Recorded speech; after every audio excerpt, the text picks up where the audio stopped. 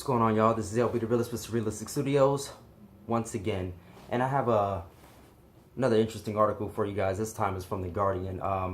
You guys heard of Ben Carson? Well, on Sirius radio recently, he got caught saying some really stupid shit.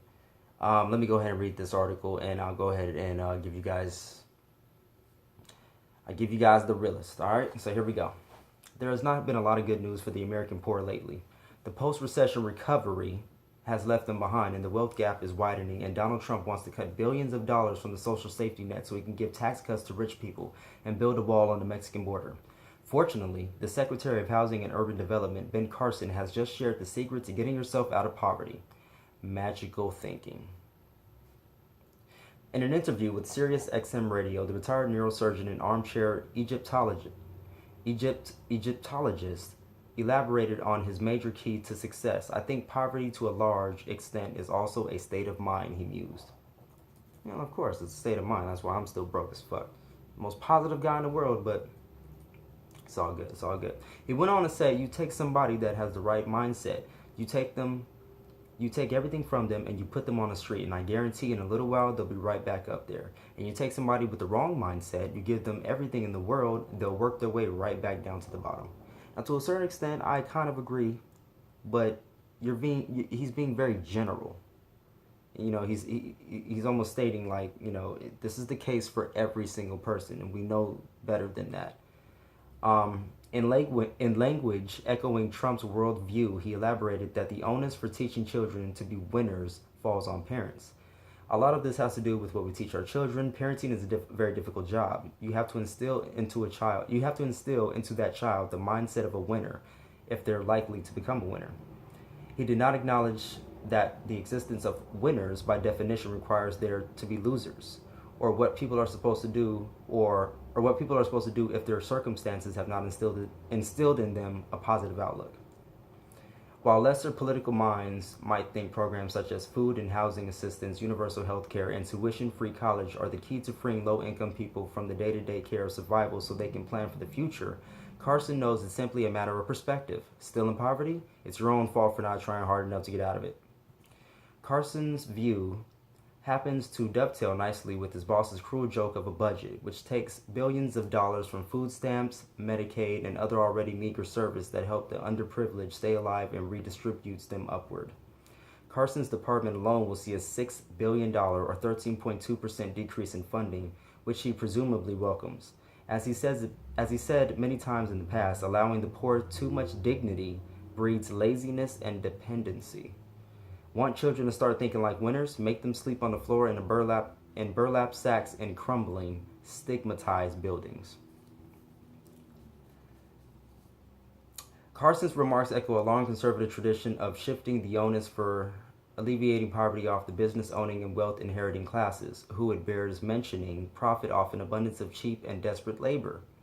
Very, very true. And their friends in government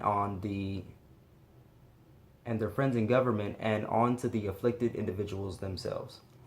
From the Horatio Alger stories of the Gilded Age to modern self-help movements like The Secret, these myths naturalize and justify human-created inequality by pretending that anyone who deserves to succeed will succeed, and anyone who doesn't deserves to suffer and die.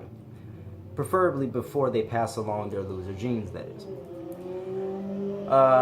It's the same line of thinking that led to thousands of involuntary sterilizations of immigrants, the poor, and their undesirables right here in the U.S. before Hitler gave eugenics a bad name, and now justifies a healthcare policy that will kill millions, in addition to the millions already killed by past healthcare policies, that is.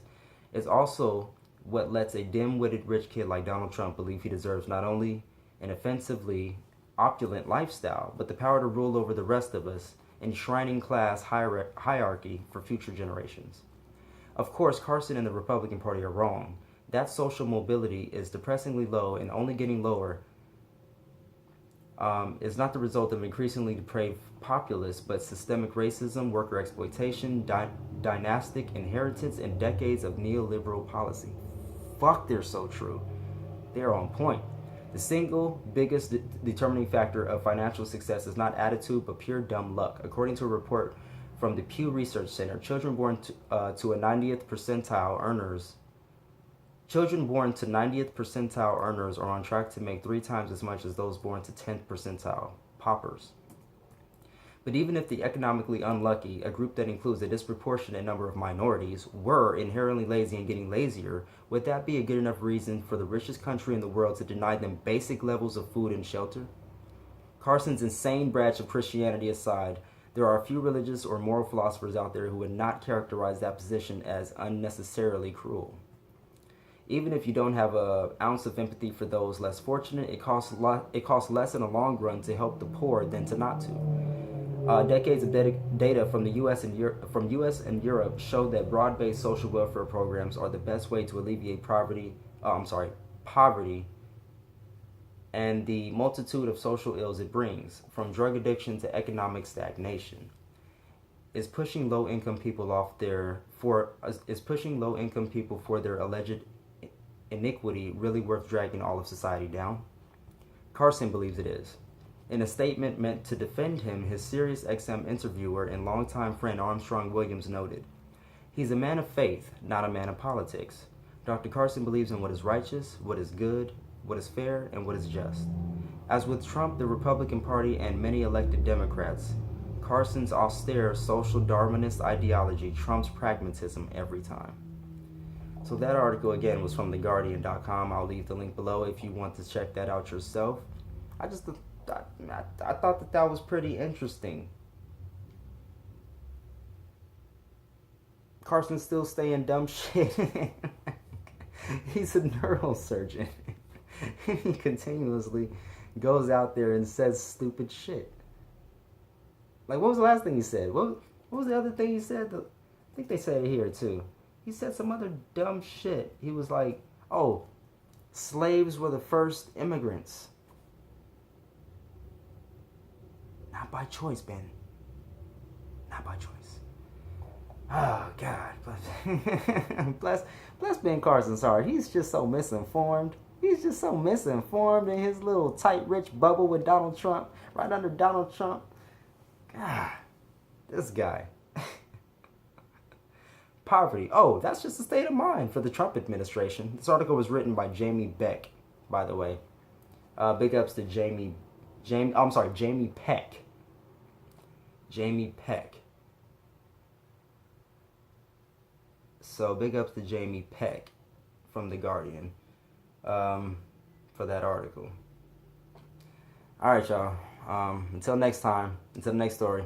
Hopefully Ben Carson doesn't say some dumbass shit by the time I get off this video. Otherwise, I'm going to make another one. All right? Love, peace, and chicken grease, y'all.